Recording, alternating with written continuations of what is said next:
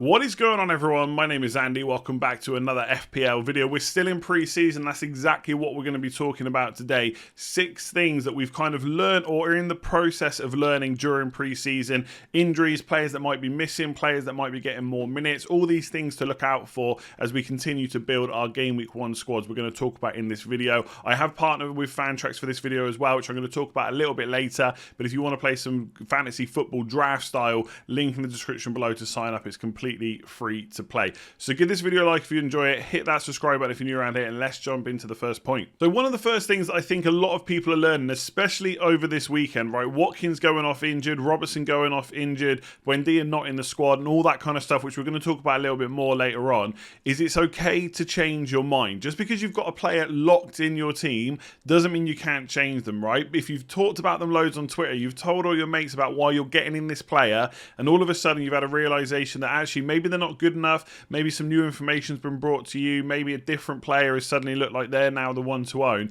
It's okay to change your mind. You just need to be self-aware, I guess, about why you're making that decision, right? Is it because suddenly there's a different player that's being picked by everyone on Twitter? And if you're suddenly making your opinion based on that, maybe you should rethink. Are they definitely a good option? Has it become a bit of a bandwagon? I'm definitely getting that over Mahrez, right? I've not really given Mahrez a huge amount of consideration, but I keep seeing him in people's teams, and it's making me think either 1, I've overlooked him, or 2, I'm being persuaded because he's in a lot of people's teams. So I'm trying to kind of focus down all the information that we're getting and then making a decision from there. Obviously, you need to keep an open mind. We are going to find out that players that have been locked in our teams are now not available for Game Week 1. And in some cases, maybe we just have them anyway because from Game Week 2, 3, 4 onwards, they're going to play. Or maybe that should make us reassess and think, well, I just won't start with them.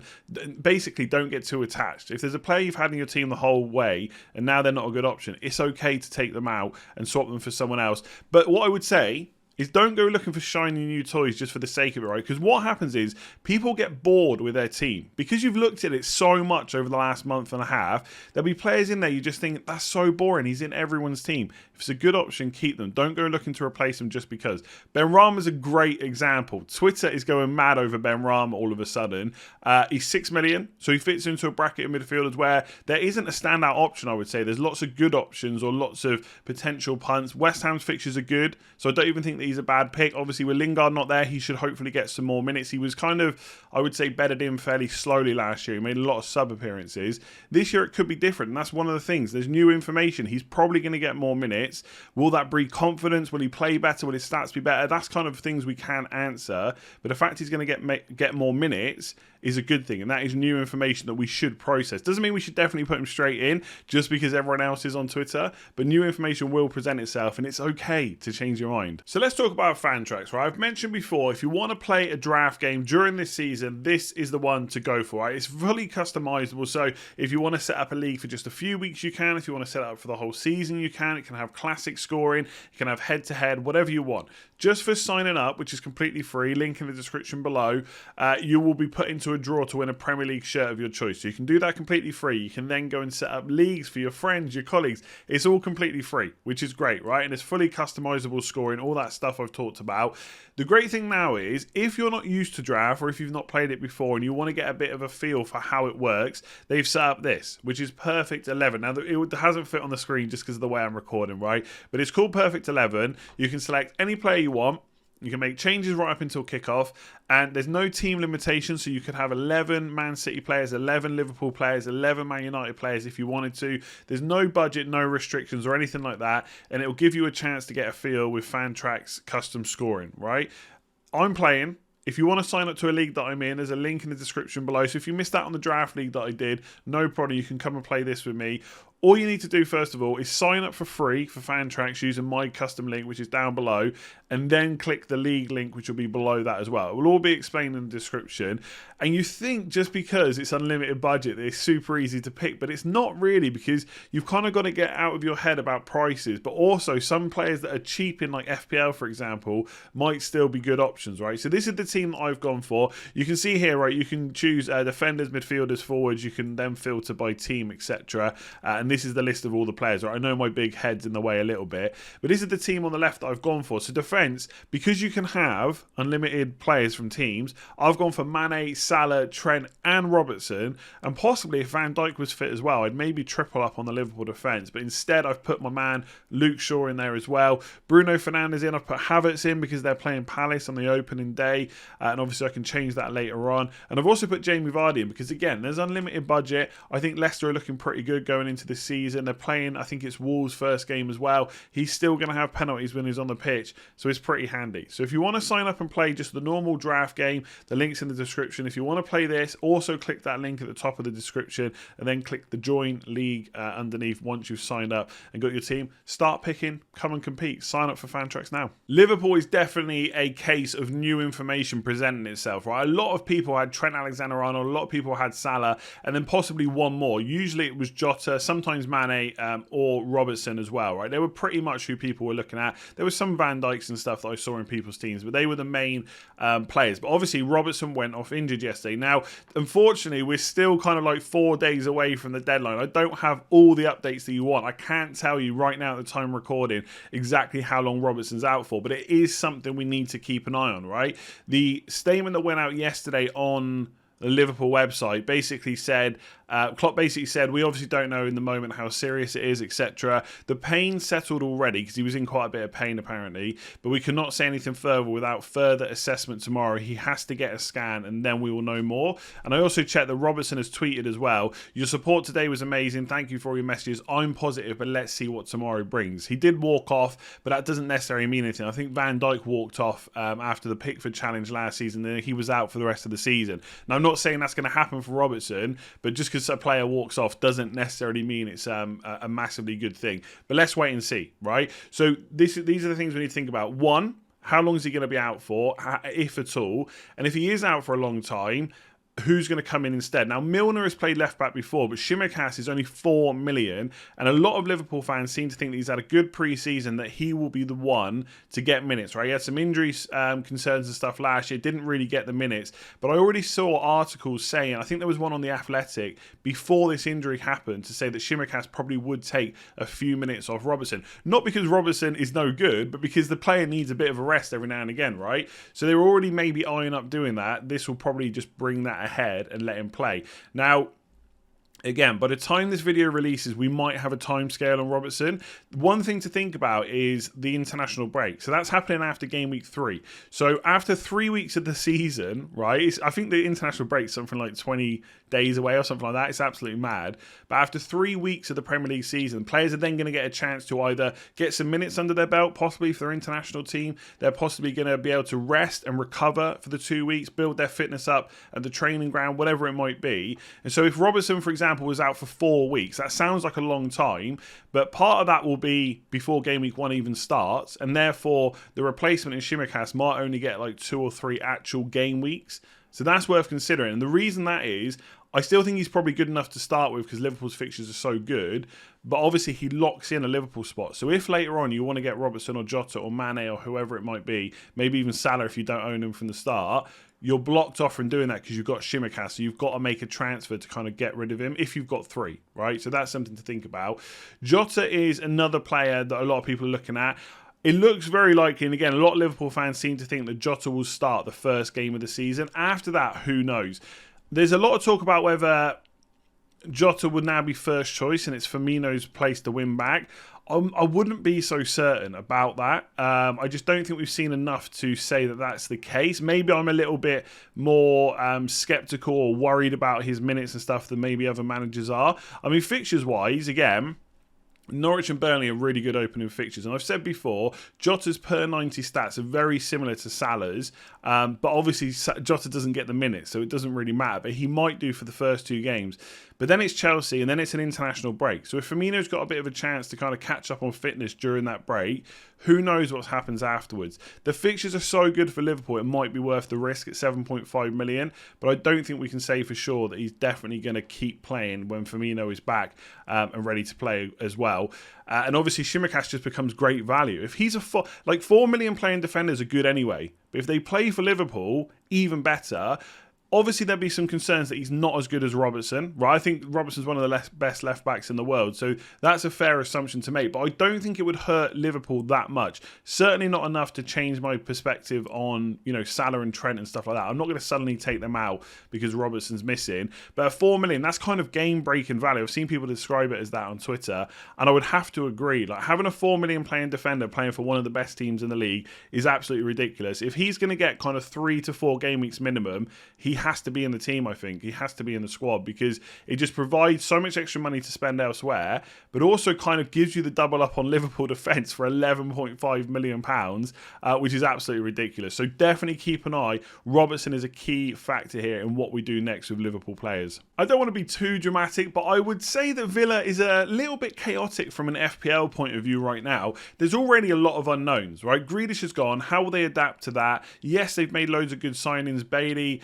Buendia as well, Danny Ings, but how are they all going to fit in? It doesn't look like Watkins is necessarily going to miss out, so how will they incorporate him and Danny Ings in the same team? Watkins has also gone off with a slight knock. Will he be available for game week 1? Buendia wasn't in the squad for game week 1, for the last friendly either, so will he be available for game week 1? If he comes back, what will the formation look like? Like, if you're trying to put Ings and Watkins into the same team, then really you're trying to play 2 up front, which Villa didn't really do that much last season. They played a 4-4-2 in the last friendly. I can't see that being a formation they go with long term. There's talk about potentially being a 3-5-2, so playing with wing backs. But again, I don't know how well that fits in with the players that they've bought. I guess you've got 3 centre-backs. You can have your 2 wing-backs as well. So Ashley Young's obviously there, Cash, Target, etc. can play those positions. So that's 5 players already. Goalie 6. Then you've got Ings and Watkins up front. That's 8. Then you've got Fit Buendia in. There's El Ghazi, there's Traore, there's Leon Bailey. I'm just not sure that's a formation they're definitely going to play, but hopefully we get some indication from Dean Smith. Otherwise, it's like Watkins as a second striker or playing on the wing. I think Watkins, for me, just becomes too much of an unknown now to have. The one thing with Danny Ings is he's definitely going to play up front, either in a pair or on his own. And I think for 8 million it looks good. But another piece of information we got from the friendly is if El Ghazi's on the pitch, it looks like he's going to take penalties ahead of Danny Ings, right? Now, El Ghazi's actually quite a good penalty taker, but I think most of us expected Danny Ings to step up and take it, and he didn't. Now, again, El Ghazi's probably not going to get too many minutes, but he has been playing through pre-season. So these new signings like Buendia, who has had some minutes for Villa already, and Leon Bailey, maybe they won't be in the team straight away. Maybe it will be El Ghazi. And if he's in the team, that doesn't make Danny Ings a bad option, but I think a lot of people were pinning their hopes on penalties. Now, I think the fixtures are so good for Villa in the opening kind of 3, maybe even stretch it to the first 5 if you include the Everton game, that I do think Danny Ings is a great option, but I don't think he's like the must-have that a lot of people are talking about because there are just so many unknowns with that Villa team. I don't think that many Villa fans right now, and do leave a comment below if you disagree, could tell you how they're going to line up in game week 1 right now. And I do think that's a little bit of a problem. I want to know if Danny Ings is going to be paired with someone or if he's going to be on his own or if they're going to play a 3 at the back or if they're going to play 4-4-2. It would be kind of nice to know because I don't think 4-4-2 will work for them too well going in. And where is Buendia going to play? Is he going to play in like a number 10 role? Is he going to play off the right, which he's done a lot for Norwich? There's just loads of things we don't know. So the fixtures are great. I wouldn't be put off having Danny Ings, but personally, I'm not like, I've seen a lot of comments on my videos and streams like, how can you not have any Aston Villa attack? I don't think they're essential. So I think we can all accept now that Iheanacho is not nailed. He's not an option. I think when FPL first came out, there was a lot of people that were completely persuaded that they would definitely start with a 2. And why not, right? Because he was so good with Jamie Vardy last season. But I think what we kind of forgot as a collective was that Barnes was also really good and they played really well in like a 4-2-3-1 formation as well. And that tended to be what Rodgers played. So Iheanacho is just not an option anymore. 7.5 million. There's better forward options that are definitely going to play. Obviously, there might be a point in the season where somebody gets injured and they switch to a 2 up front, and we have to take note of that, like last season. And Iheanacho's brilliant. If he gets minutes, he's a bargain for 7.5 million, but we cannot say that right now. And I think the fact that they played the Community Shield in that formation, yes, it could be because it was Man City, but I'm not buying it. I think it's going to be Vardy up front on his own. Barnes' fitness is looking good. I was quite intrigued by the fact that when Leicester made their first round of subs, I think they made 4. in the Community Shield, and Barnes didn't come off. And I know that he was out for a while, but he's obviously had some good preseason minutes. But I was a little bit surprised he didn't come off straight away. I think he came off around the 77-minute mark. So if you're looking for someone, then Barnes looks good.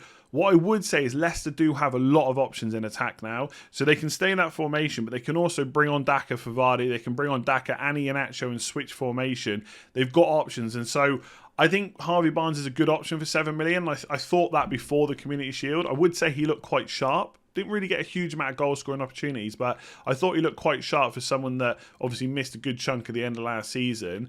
So for 7 million, I think he does look decent, but I don't think he's going to be a 90-minute man. I think we're looking at a 75 to 80-minute max, and there probably will be the odd game where he doesn't start, I would imagine. Again, if you're a Leicester fan, let me know if you disagree with that in the comments below. I am happy to be kind of proved wrong or given some new insight to learn before the season starts. So I like Barnes at the 7 million mark, but there's lots of good 6.5 and 6 million players as well. So I don't think he's a must-have by any stretch of the imagination. And like I said, they might change formation either in-game or before a game as well. Amity to 4 million. So I saw him line up. I was surprised to see him line up. I thought they might put Ndidi in there and then play Sumer in midfield instead. But they played Amity. And to be fair, he was really good against Man City. It was a weakened Man City team, to be fair. But he did play well. So while Johnny Evans is out and while Fofana is out, he could get that spot, that 4 million spot. But a lot of Leicester fans, not a lot, a few Leicester fans who I would trust tweeted me when I mentioned this on Twitter, and basically said Leicester are in the hunt for a new centre-back. They already were anyway, before Fofana's injury. So the chances are, if they buy someone, it'll be Amity that comes out. So I don't think he's really a long-term option. What I will say, if Tsimikas does become an option for Liverpool, I think there's a very good case to go for 2 £4 million defenders, because if you're playing a 3 at the back formation, Tsimikas is going to get minutes. You can have a 4.5 on the bench, and then you can just let the 4 million rot away. So it could be Amity. You could play him against Wolves on the opening day of the season. A good chance of a clean sheet there. But I think long term, he's probably not going to be an option. So again, we'll probably get more information closer to the deadline, right? Because we'll have all the press conferences for the managers, and they'll hopefully give us some useful information. But it's worth starting to think about now, because you don't want to rush on Friday to make kind of decisions that you could have been thinking about all week. So Man City, very interesting, because I think you can look at them 2 different ways.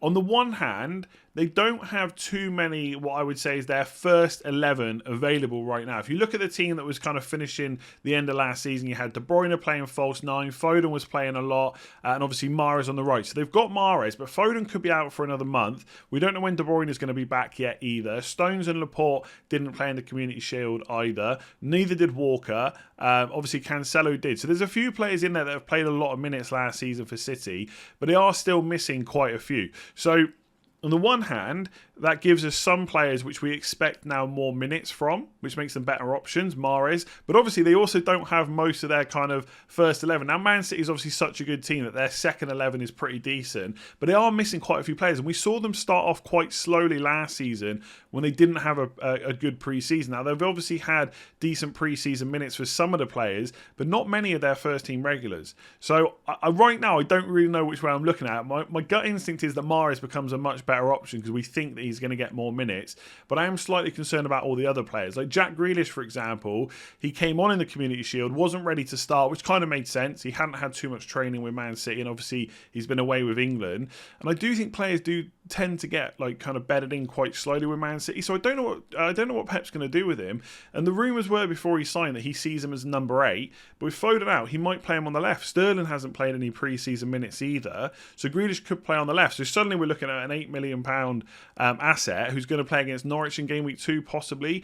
I think for me, I would be wary about Grealish, because I just think that Pep will want to make sure that he's absolutely ready. It doesn't matter that he's £100 million, I don't think. He's going to want to get him training properly, getting in the way he wants to play, and that could see a reduction in minutes. I think if you're going for a Man City player right now, I feel like it has to be Mahrez. It could be Torres as well. Ferran Torres might play through the middle, but we know they're trying to sign Kane. We know that they want a striker, and it seems like it's Kane that they're going to get, or they're going to try and get, I should say. Apparently Spurs are not negotiating, which doesn't surprise me at all. So there's still a lot of unknowns with Man City as well.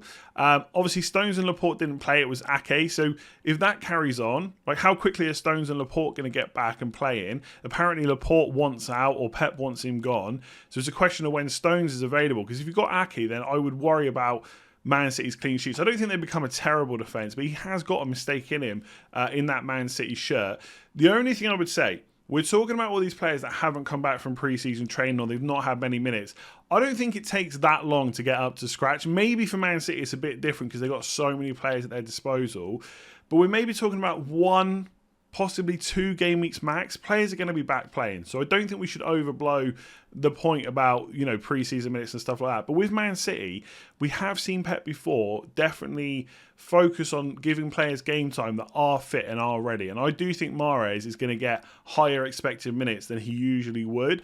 And that should change your opinion on him. It doesn't mean that he's must-own. It doesn't mean he has to be in your squad. But if you're someone that likes to go for Man City players, this is probably your best chance to do it. Because I'm one of those people that's quite conservative about owning them because I'm worried about their minutes. But when there's an opportunity, when they're playing Norwich in Game Week 2 and you think we've got a player that's going to start and probably play 70 to 80 minutes, we really should consider them. But, like I said, I do think Man City, it's not like they're all over the place. But I do think there's a lot of unknowns and a lot of things that we're still waiting for happen, like mostly like Stones and De Bruyne and players like that. When are they going to be back and available? And when are Man City going to start firing? Probably straight away. So I think there's quite a few teams that have had some good pre-seasons, but I wanted to talk about 5 teams with players that we're probably looking at playing. So I think with pre-season, at least in my eyes, we're not necessarily looking for them to win games easily or anything like that. It's about getting minutes in the legs, etc. But obviously good performances do help as well. So West Ham have had quite a few minutes for the likes of Antonio, Benrahma, Bowen, their defenders as well, Cresswell, etc. They've played a lot of minutes already, and that's a good sign. Like especially players like Antonio, right? I don't want to do the line like the Bart Simpson meme, but when he's fit, he's great. And the fact that he's had a good pre-season, that kind of just puts him up in my estimation. Obviously, West Ham have got Europa League to come. I think that's between game week 4 and 5, so we'll have to keep an eye on that. But they've had a good pre-season. So have Spurs. The big thing for Spurs is I know they've got a new manager, and obviously they're missing Harry Kane, right? He hasn't played any pre-season minutes. We don't think he's going to be available for the start of the season. He might move to Man City, etc. If he does, they're probably going to sign a new striker, and how will that affect things? So there are things to think about at Spurs, but a lot of their players, especially their key ones like Son, have had good pre-season minutes and have looked good as well, and that is something that we should take note of, right? We want players that are playing regularly, looking good preferably. I don't think it necessarily matters, but getting a good amount of minutes under their belt, and Son's doing that, and obviously Nuno has had a bit of time now with the players to kind of put his philosophy together, so I think Spurs are looking fairly decent. Liverpool for sure. I know we talked about Robertson getting injured, but lots of their key players have been playing pre-season minutes and doing it early on. So Salah, Mane, Jota to a certain extent as well. Obviously Firmino not so much, and they are missing a few midfielders. But defensively, I think they're looking good. Trent, Van Dijk's been getting pre-season minutes as well. I think he played 70 minutes in the last game. So I think he's probably going to start game week 1. So Liverpool looking good. Man United decent. They did miss quite a few first team players for a while, but the likes of Greenwood have had a lot of minutes. Wan-Bissaka have had a few minutes as well. And obviously in the last game they did beat Everton 4-0. Again, not necessarily that important that they won the game like that, but players like Bruno Fernandes getting minutes in their legs as well. I think Man United looking good, and Leeds have had a lot as well. Leeds players have had a good pre-season in terms of minutes and stuff like that. We'll have to keep an eye on injuries like to Firpo, Llorente and whoever it might be. But again, they've had a good few minutes in there. So these teams that we're looking at, there's lots of players to consider. Mahrez is another one, again, for Man City. I've just spoken about them, so I don't want to go into too much more detail. But yes, there's missing a lot of players. But some players have had a lot of minutes. Diaz, Cancelo and Mahrez, all players that we should be considering. So that is it for this one. Thank you very much for watching. Give it a like if you enjoyed it. Hit that subscribe button if you're new around here. Obviously, leave a comment below as well. Let me know if there's anything else you think we've learned that I've missed that we should be thinking about before game week 1. And I'll check out some of the comments below as well. Obviously, I know we want absolutes, like we should definitely go for this player. This player is definitely out for this long. But for some of these teams we don't know, I'm just giving you some things to think about when you're making your game week 1 team. So have a consideration around those things that I've talked about and let me know what you think. If you haven't checked out Fantracks, you want to play Perfect 11, all the links are in the description below as well. Make sure you check that out. No budget is very fun, let me tell you that. And a big shout out to everyone that signed up on Patreon.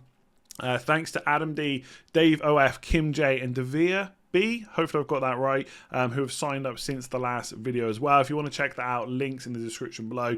Mini leagues, kind of Slack access, loads of other stuff like that, Q&A videos and whatnot. All the links to all that stuff in the description below. I'll leave it there. I'll be back with loads more videos this week. There's going to be some days with double uploads. I don't know if there will be one today, but it is coming Wednesday and Thursday for sure. I've got some interesting guests on the channel, so keep an eye on that. Hit that subscribe button if you haven't already, and the notification bell and the like button, and I'll see you again soon.